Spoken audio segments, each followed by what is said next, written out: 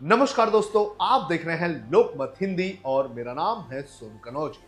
महाराष्ट्र में विधानसभा चुनाव के प्रचार चल रहे हैं और इस विधानसभा चुनाव के प्रचार के दौरान नेताओं की बयानबाजी हर एक सीमा लांघती हुई नजर आ रही है।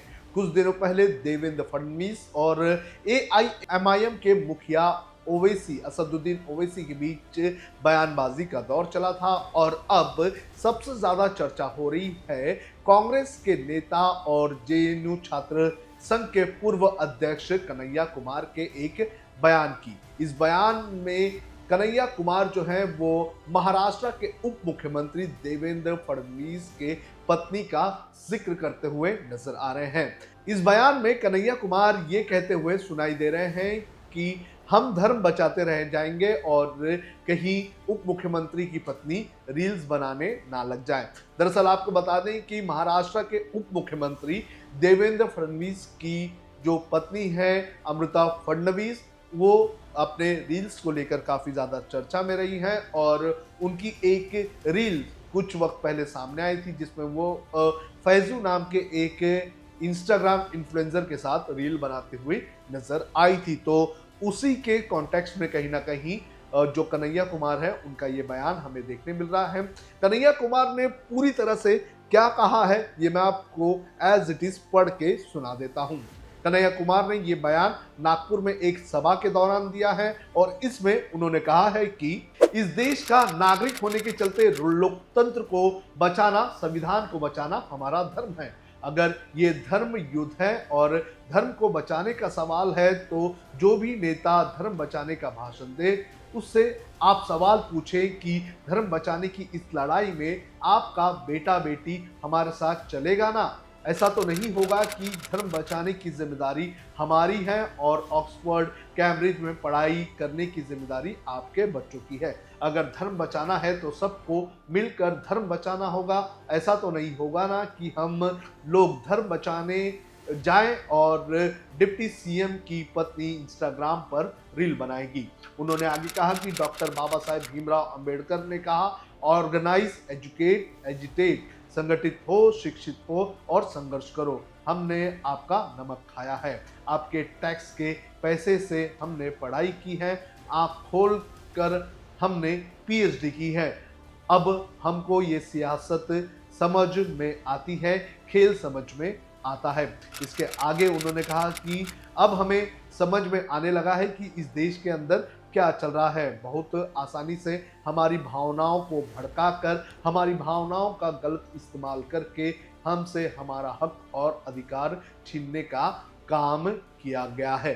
तो इस तरह से जो कन्हैया कुमार है उन्होंने बयान दिया था और उनके इस बयान को लेकर अब बवाल महाराष्ट्र में होता हुआ नजर आ रहा है। लोकतंत्र को बचाना भी इस देश का नागरिक होने के चलते हमारा धर्म है। जिस लोकतंत्र के चलते, जिस संविधान के चलते आज मैं यहाँ खड़ा होकर के भाषण दे रहा हूँ, उसकी रक्षा करना हमारा धर्म है। अगर ये धर्म युद्ध है और धर्म को बचाने का सवाल है, जो भी नेता आपके सामने धर्म बचाने का भाषण देता है उससे बस एक बात पूछना है, एक्सक्यूज मी सर, आप धर्म बचाना चाहते हैं, 1 मिनट आपका चाहिए, बस ये बता दीजिए कि धर्म बचाने की इस लड़ाई में आपका बेटा बेटी भी हमारे साथ चलेगा ना। समझे बात को? कि ऐसा तो नहीं होगा कि धर्म बचाने की जिम्मेवारी हमारी और ऑक्सफोर्ड कैम्ब्रिज में पढ़ने की जिम्मेवारी आपके बाल बच्चों की। अगर धर्म बचाना है तो सब मिल करके बचाएंगे। ऐसा तो नहीं होगा ना कि हम लोग धर्म बचाएंगे और जो है डिप्टी सीएम साहब की पत्नी जो है वो इंस्टाग्राम पे रील बनाएंगी। ऐसा तो नहीं होगा ना, सब लोग मिलकर धर्म बचाएंगे। यही बात मैंने भाजपा के एक दोस्त को कहा। हमने कहा कि दोस्त, धर्म बचाना है तो चलो नेताओं के बच्चे भी धर्म बचाएंगे। तो भाजपा का वो जो हमारा दोस्त था वो बोला, लेकिन योगी जी और मोदी जी को बेटा बेटी नहीं है। हमने कहा भतीजा है ना, बेटा बेटी नहीं है, भतीजा है ना। जैसा चलेगा ना हमारे साथ धर्म बचाने के लिए। होशियारी कर रहे हो सर, होशियारी अब हम समझने लगे हैं। होशियारी हम इसलिए समझने लगे हैं कि डॉक्टर बाबा साहब भीमराव अंबेडकर ने कहा, ऑर्गेनाइज, एजुकेट, ऑर्गेनाइज, एजिटेट, संगठित हो, शिक्षित हो, संघर्ष करो। हमने आपका नमक खाया है, आपके टैक्स के पैसे से हमने पढ़ाई की है, आंख फोड़ करके हमने पीएचडी की है, तो अब हमको ये सियासत समझ में आती है, ये खेल समझ में आता है। यह खेल समझ में आता है कि उनका बेटा बीसीसीआई में आईपीएल में टीम बना रहा है और हमको कहता है कि ड्रीम 11 पर टीम बनाइए। बताइए, क्रिकेटर बनाने का सपना दिखा करके जुआरी बनाना शुरू कर दिया है। अब हमको समझ में आने लगा है कि इस देश के अंदर चल क्या रहा है।